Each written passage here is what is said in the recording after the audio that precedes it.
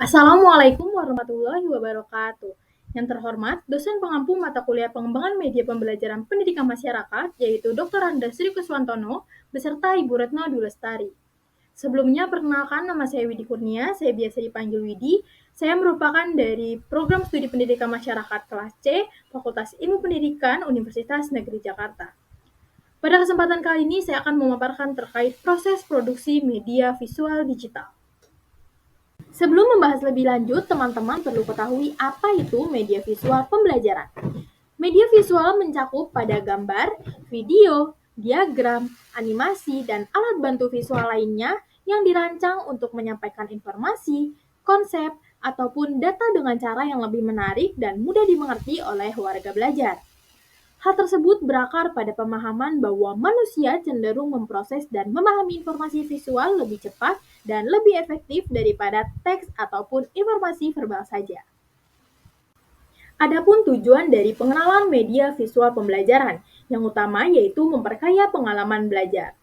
Media visual membantu membuat materi pelajaran lebih menarik dan juga interaktif, yang dapat meningkatkan motivasi belajar. Kemudian tujuan yang kedua yaitu memudahkan pemahaman. Kompleksitas konsep ataupun proses dapat disederhanakan melalui visualisasi, membuatnya lebih mudah untuk dipahami. Tujuan yang ketiga yaitu mendukung berbagai gaya belajar. Penggunaan media visual mendukung warga belajar dengan gaya belajar visual, serta memberi variasi bagi mereka yang mungkin lebih cenderung ke gaya belajar lain seperti auditory dan kinestik. Yang terakhir, meningkatkan retensi.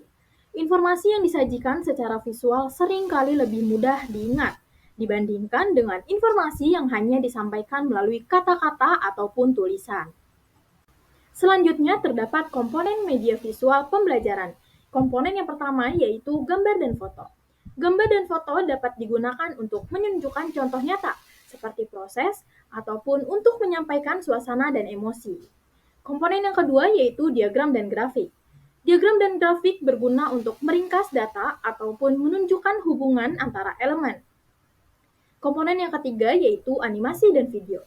Animasi dan video sangat efektif untuk menjelaskan proses yang bergerak atau berubah seiring waktu, atau untuk menyajikan narasi dan studi kasus. Komponen selanjutnya yaitu infografik.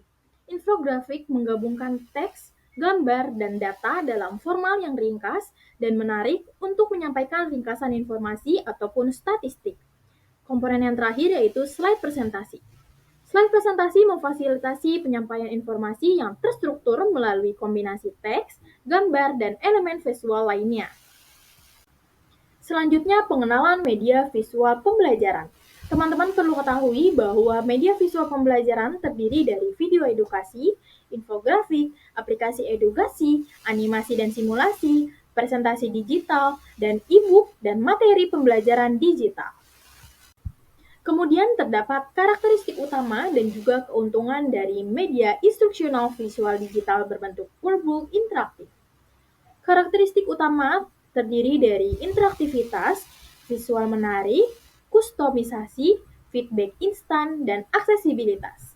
Sedangkan keuntungannya terdiri dari meningkatkan keterlibatan, memfasilitasi retensi informasi, mendukung gaya belajar berbeda, dan mendorong kemandirian belajar.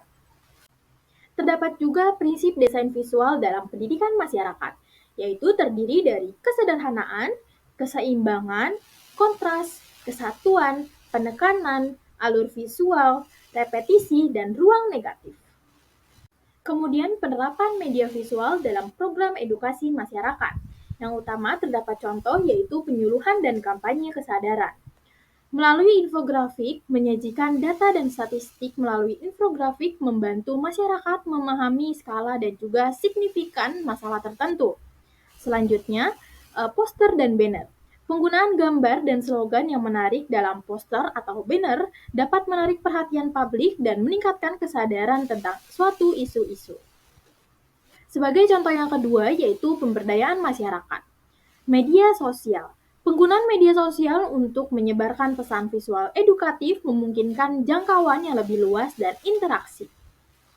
Yang terakhir terdapat mengevaluasi efektivitas media visual pembelajaran. Yang pertama yaitu tentukan tujuan evaluasi, kemudian gunakan metode evaluasi yang tepat, evaluasi keterlibatan peserta didik, ukur pemahaman dan retensi, periksa penerapan pengetahuan, analisis umpan balik, lakukan revisi berdasarkan temuan, yang terakhir yaitu literasi dan pengujian lanjutan. Sekian itu saja yang dapat saya sampaikan, semoga bermanfaat. Kurang lebihnya mohon maaf. Wassalamualaikum warahmatullahi wabarakatuh.